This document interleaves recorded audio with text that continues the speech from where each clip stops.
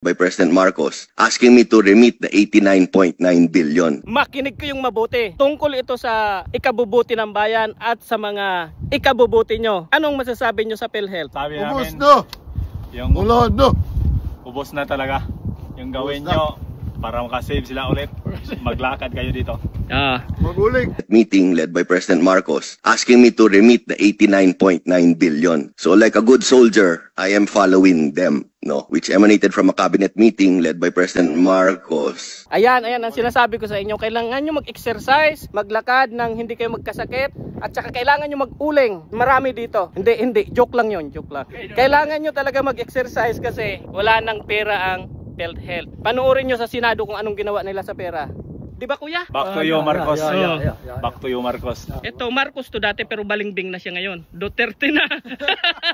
Yan ang katotohanan. Kaya magising kayo, ibuto nyo yung tama.